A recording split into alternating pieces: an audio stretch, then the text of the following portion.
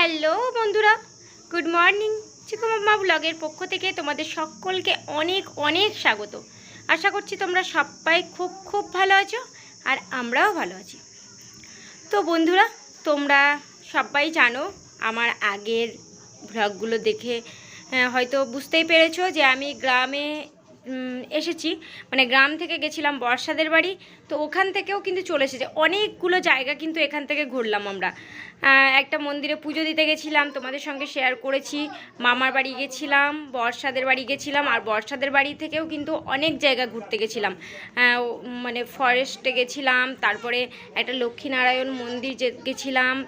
তো তারপরে এর আগের একটা ভ্লগ দিয়েছি আম মাখা, অনেকগুলো তোমাদের সঙ্গে ভ্লগ শেয়ার করেছি এই গ্রামে আসার পরে। আর প্রত্যেকটা ভ্লগই কিন্তু খুব সুন্দর।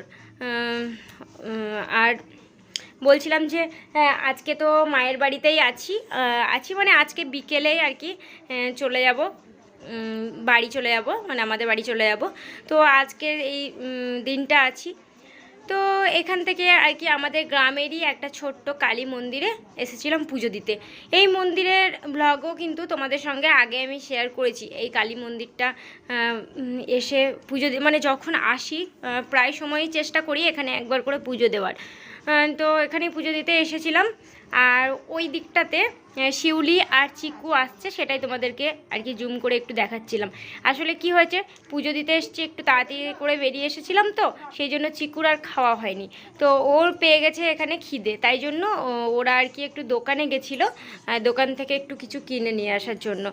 আর মানে প্রচণ্ড রোদ বাইরে, মানে এতটা পরিমাণ রোদ যে বাইরে একদম বেরোনোই যাচ্ছে না, এরকম অবস্থা। তো ছাতা নিয়েই এসেছিলাম আমরা, আর সেই দোকানও ওরা তাই ছাতা নিয়ে গেছিলো। আর তবে হ্যাঁ, এই মন্দিরটা কিন্তু দারুণ ঠান্ডা একটা জায়গা।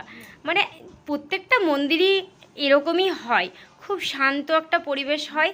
আর খুব মানে ওখানে খুব হাওয়া থাকে। সত্যি মন্দিরে গেলে কিন্তু মনটা জুড়িয়ে যায়। হাতে কোনো ফোন থাকবে না বা কোনো কিছু থাকবে না, একা একা মন্দিরে বসে তোমার টাইম কেটে যাবে, তুমি বুঝতেও পারবে না যে কতটা টাইম হলো, এরকমই অবস্থা। তো কালী পুজোর সঙ্গে সঙ্গে আজকে আবার এই মন্দিরে আর একটা পুজো হচ্ছিল। তো এটা হয়তো মনে হয় বলে শীতলা মায়ের পুজো। তো এই যে এখানে ঘরটা আছে, তো ওই ঘটেই আর কি ওই পুজোটা হবে। আর এখানে অনেকেই ছিল, তো সেই জন্য আর কি ক্যামেরাটা অন করতে আমার একটু লজ্জায় লাগছিল।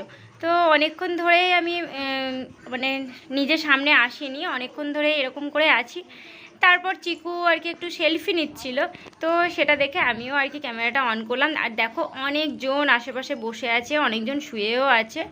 আর তারা এসেছে মানে ওই যে শীতলা মায়ের পুজোটা হবে এখানেই পুজো দিতে এসেছে। আর শীতলা মায়ের পুজোটা কালী পুজো হয়ে যাওয়ার পরে তারপর তখন শীতলা মায়ের পুজোটা হবে।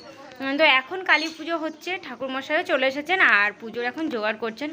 তো কালী পুজোটা হয়ে যাবে আর তারপরে তখন শীতলা মায়ের পুজোটা হবে। আমরা কিন্তু অতক্ষণ পর্যন্ত থাকিনি, আমরা কালীর পুজো দিতে গেছিলাম যেহেতু, তো কালী পুজোটা হয়ে যাওয়ার পরেই আমরা বাড়ি চলে এসেছিলাম। আর সেই দুপুর 1টার পরে হবে শীতলা মায়ের পুজোটা। তো সকাল থেকে ধরো সেরকম কিছু খাওয়াও হয়নি, তো সেই জন্য আর থাকলাম না, অনেকটা দেরি হয়ে যাবে বলে। ঠাকুরমশাই পুজোর সব কিছু জোগাড় করে নিয়েই বসে আছেন, কিন্তু কালী পুজোটা সম্পূর্ণ না হলে এই পুজোটা আর কি হবে না, সেই জন্যই। আর এইদিকে দেখো এই ঠাকুরমশাই কালী পুজোটা এখন করছেন। তো চলো একটুখানি তোমরা দেখতে থাকো, আমি আর বক বক করছি না, সাথে থাকো।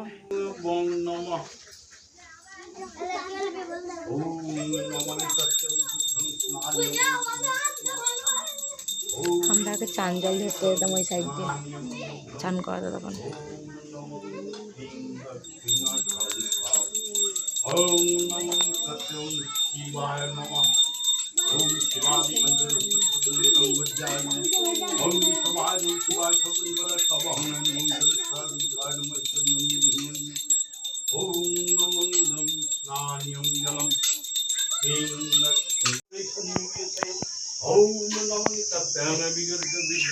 महारुद्रिं शशनवासिनीं महाकाल भैरव नाशाय नाशाय उन्नीत गंधपुष्पम ओम नमो तस्मै क्लीं दक्षिणकालिका वै नमः ओम नमो तस्मै महाकाल भैरव सहिताय सचन्दनगन्ध पुष्पम् ॐ नमो सत्यं ह्रीं दक्षिणकालिकायै नमः ॐ नमो सत्यं ॐ